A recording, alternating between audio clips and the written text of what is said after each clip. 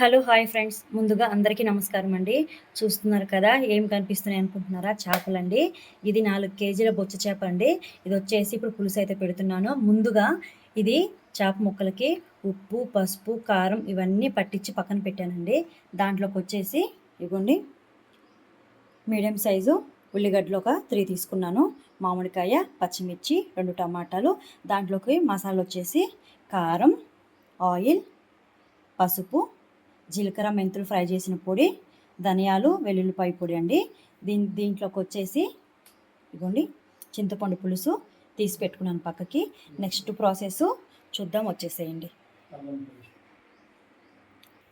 ఇగోండి వేరొక డేక్ష పెట్టానండి, పెద్ద డేక్ష వెడల్పుగా ఉన్నది. ఆయిల్ యాడ్ చేస్తున్నాను. ఇప్పుడైతే ఆయిల్ కొంచెం ఎక్కువే పడుతుంది.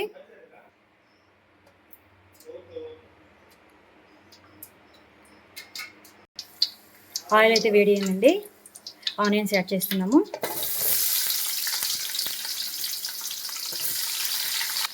పచ్చిమిర్చి కట్ చేసుకున్న పచ్చిమిర్చి అయితే యాడ్ చేస్తున్నానండి. చాలా బాగుంటాయి ఇలాగా మిడిల్లో కట్ చేసేస్తే. కొంచెం సాల్ట్ యాడ్ చేస్తున్నానండి, తొందరగా ఫ్రై అవుతాయని. కొంచెం పసుపు. ఒక్కసారి మొత్తం కలుపుకుందామండి. వెడల్పు ఎగ్స్ అయితే చేప ముక్కలు విరిగిపోకుండా మంచిగా ఉంటాయి.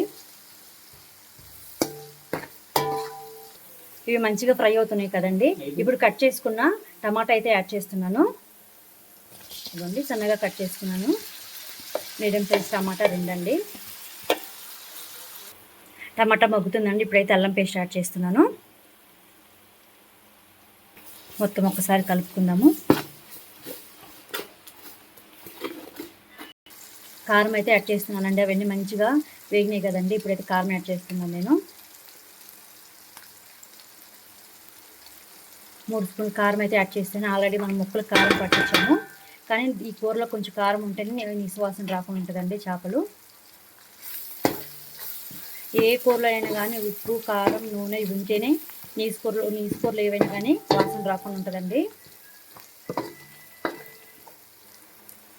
కారం కూడా ఆయిల్లో మంచిగా ఫ్రై అయిందండి. ఇప్పుడు మనం తీసి పెట్టుకున్న చింతపండు రసం అయితే వేస్తున్నాను సరిపడా, అంటే టేస్ట్ని బట్టి.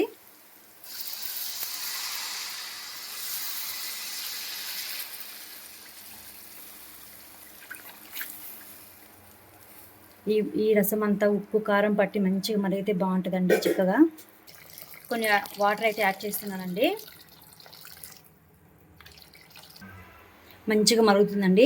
ఇప్పుడు మనం కలిపెట్టుకున్న చేప ముక్కలు అయితే దీంట్లో మెల్లగా వేసేద్దాము. కొంచెం జీలకర్ర, మెంతుల పొడి అయితే వేస్తున్నాను. నీసు వాసన రాకుండా కమ్మగా ఉంటుందండి.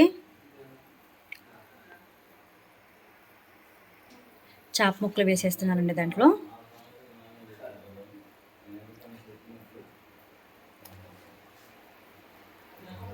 ముక్కలన్నీ వేసేసి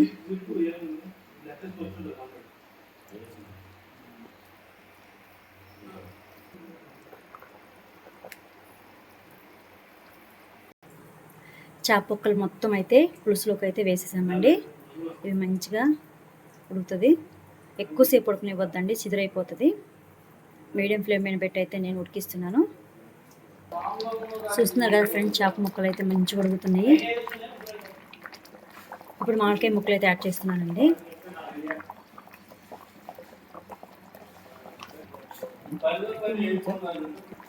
మామిడికాయ ముక్కలు అన్నంలో తింటుంటే పులుసు ఇవి సూపర్ టేస్టీగా ఉంటాయండి.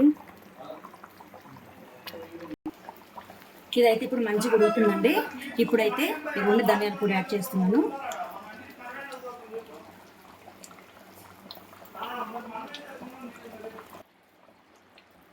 ఫైనల్గా అయితే కొత్తిమీర కూడా యాడ్ చేస్తున్నానండి.